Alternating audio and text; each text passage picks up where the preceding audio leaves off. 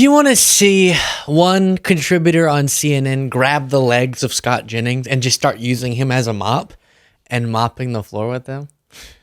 Yeah, I said that. Well, that's what I have for you in this segment. Scott Jennings, who increasingly is, and I hate to use this word because I like to think of more thoughtful ways to express myself, but increasingly annoying on CNN.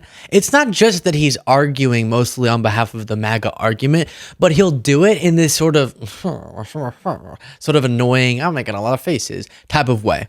And as we'll go through this segment, I'll show you a few different clips from a couple different exchanges, actually, separate shows between Catherine Rampell and Scott Jennings. And Catherine brought the receipts, okay? And I think by the faces I saw Scott making throughout these exchanges, I think even he realized he messed up going toe-to-toe with the ramps, as I call her. She's an economic expert. You'll see that in a second. First, here on The Belief, I just did this mega segment that took it out of me. It took like 3,000 calories to do. You would not imagine. And it was me walking through the 4 instances already in Trump's administration where he's played this game where he creates a fake problem, he acts like he solves it, and then he does a victory lap.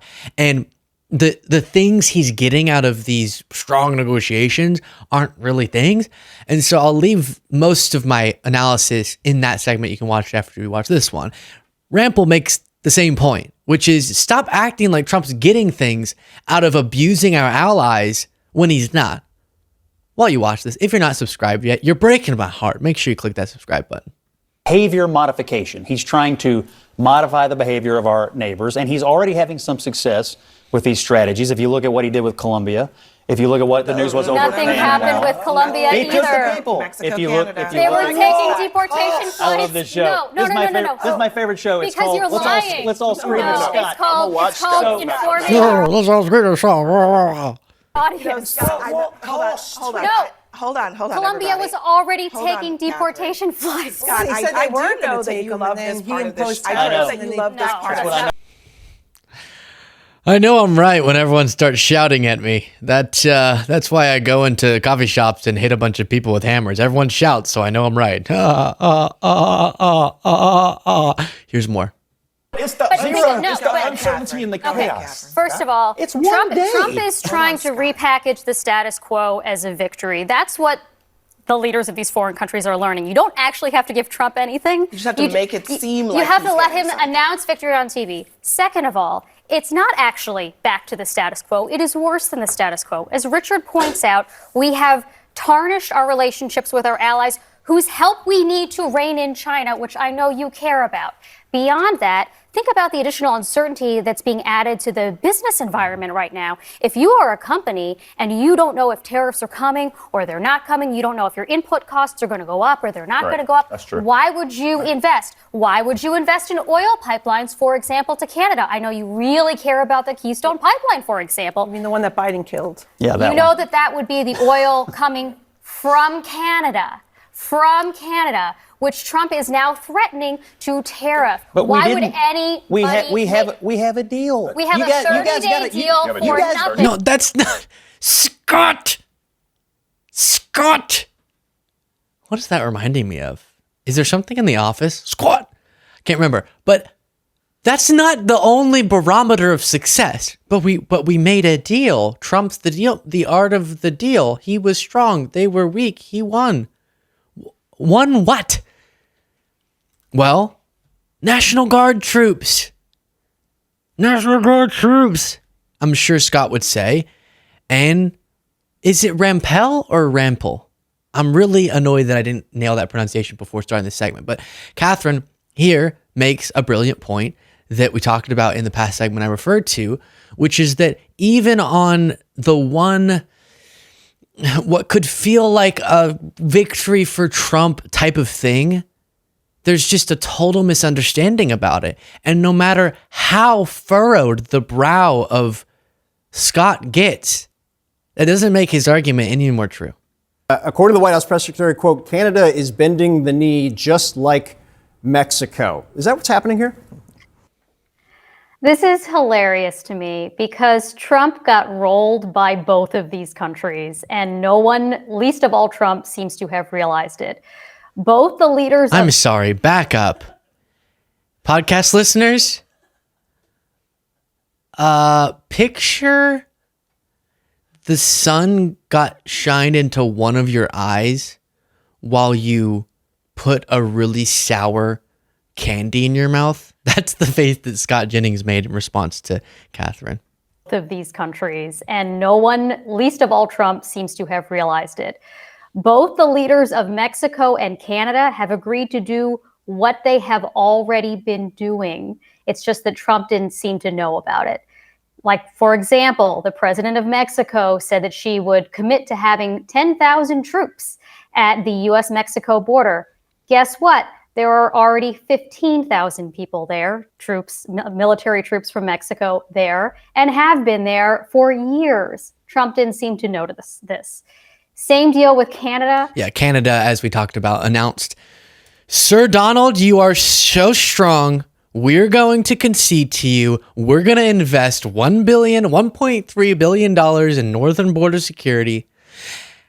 And don't pay attention to the fact that we announced that plan before these negotiations, before this happened. Before you imposed the tariffs, we already announced we were going to do that. But it's because of you. I promise. You're so strong.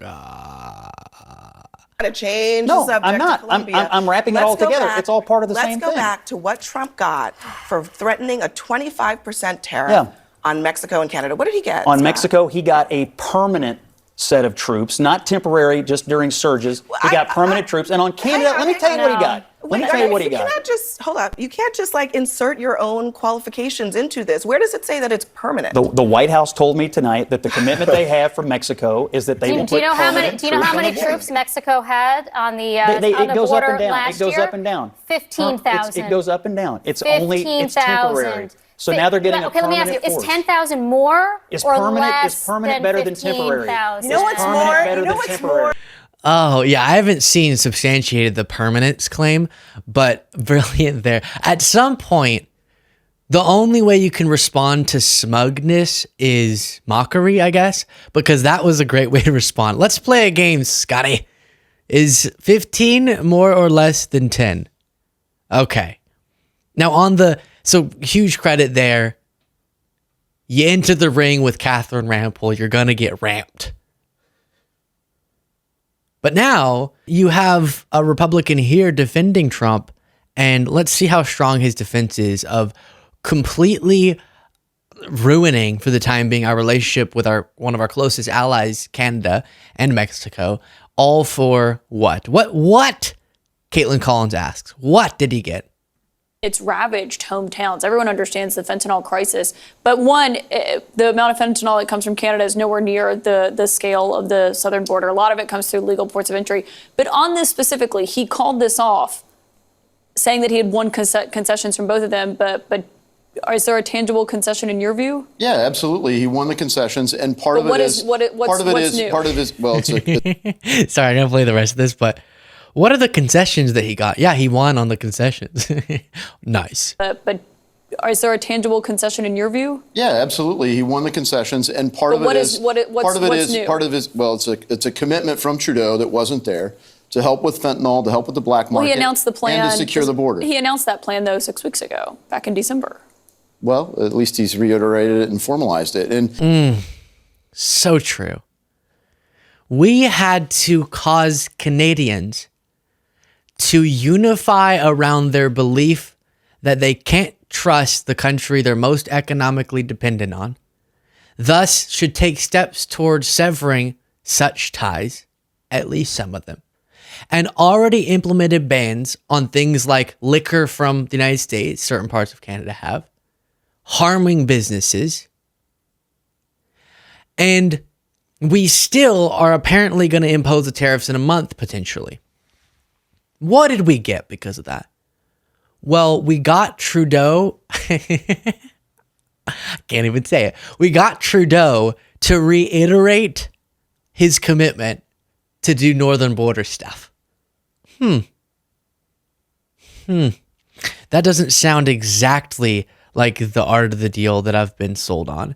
Then you have Congresswoman Nicole Malliotakis on CNN as well, on this same show, and she's a Republican congresswoman. And on Trump's attempts to gut, if not shut down, USAID, the U.S. Agency for International Development, she just really flails. Bureaucrats sitting at these agencies, they come before Congress, we have hearings, we try to get to the bottom of where this money is going. $50 million for condoms in Gaza, for example. Congresswoman. No, but these are real things. No. You guys are rolling your eyes like as if these are not actual line items. These are actual line items. We know that there was not $50 million spent for condoms in Gaza. Okay. There was $0 spent on condoms in the Middle East. That is a complete falsehood and a lie. So the White House put that out there as a I'm not going to blame you for it. I'm going to blame the White House. So I'm going to blame the president. Where did it go? Congresswoman, I'm going to blame the president who upped the dollar amount to $100 million. It is false. Well, it's $50 million as far as I know. It is false. There is zero. The answer is zero. How is There's it? none. So you cannot use that as an example. I have more from her, but this is not the A team. I can tell you that for sure. Congresswoman Malliotakis is struggling there because her defense, she goes, 50. If you're going to go on national TV and make a claim, such a big, massive, huge claim about condoms, you should probably make sure it's substantiated. And she didn't, clearly, because we've already had for like a week now this condoms claim debunked.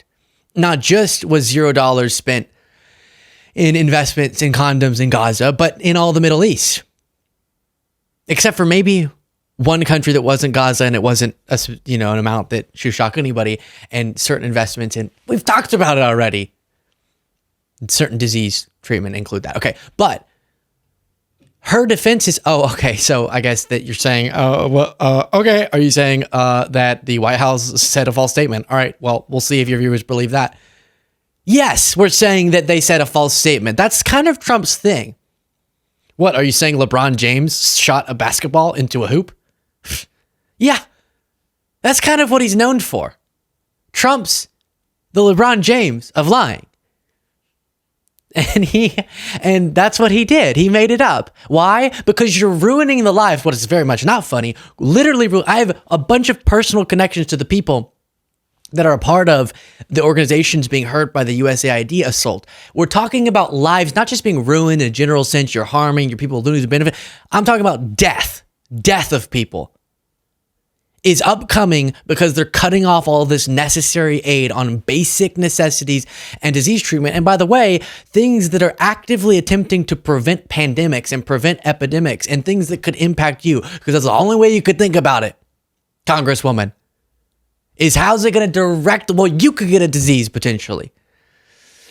But to justify that, they have to make a claim about condoms.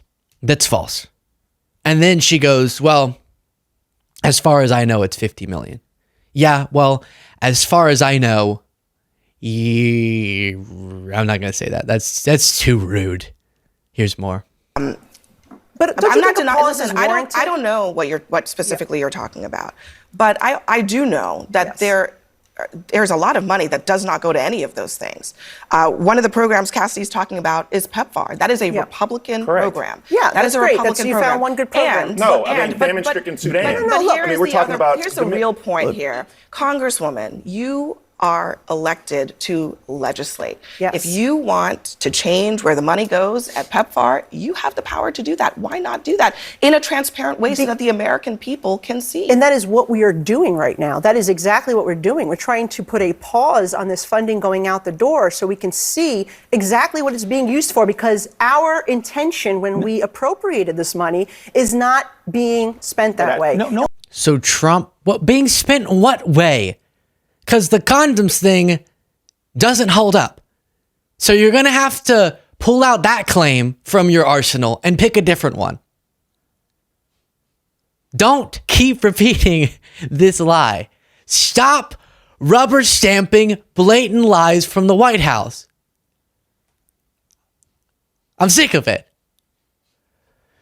I'm so distracted now. PEPFAR. She brought up, Okay, this is what they'll do. Name a non-wasteful use of these funds. And then we go, oh, PEPFAR. Here's one example. Since its inception, the president's emergency plan for AIDS relief, since its inception, has saved 25 million lives. What? In preventing HIV or treating. Okay, and then her response was, okay, well, fine, you found one good program. Psh. Well, first of all, as you heard kind of off camera, more programs were listed, but that's our point. We would only have to find one to justify telling you you're crazy for saying that we should cut all of these funds while you figure out which ones we think might be okay. No, how about like every other adult who's ever governed ever? You don't try to illegally seize and impound, as Trump is doing, funds that have already been allocated by Congress. You then examine wasteful spending and cut out just the wasteful spending. Because get a crazy thing here. You can examine how funds are being used without cutting them off. That's like being a boss and feeling like maybe employees are, I don't know, being paid money, they're getting too much overtime, or they're using the healthcare plan wrong. I haven't thought of this yet, so just kind of bear with me for a second as I figure out what the analogy could be. And as you're figuring out, you just stop paying them altogether. What? With no warning. No. You can figure out if there's some inefficiencies. You can figure out if certain programs may have too much funds or other programs should have more funds. But the way you solve that is not by doing something, number one, that's not constitutional, which is Trump just not executing the laws that have been written. But number two is completely damaging, destructive, and will cost lives. Because Nicole Malliotakis doesn't understand that her condom lie is just that, a lie. Share your thoughts in the comments.